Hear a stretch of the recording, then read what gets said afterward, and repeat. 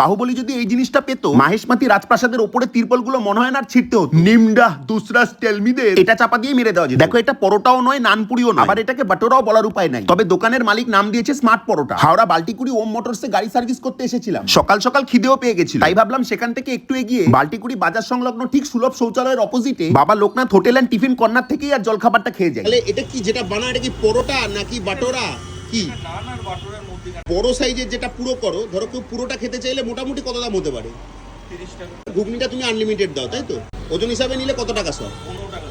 রবিবারে এক্সট্রা কি করো? রবিবারে মাংস হয়, ডিম সেদ্ধ হয় আর আলুর দম। আর দুপুরে মানে রোজই ভাত ডাল করো?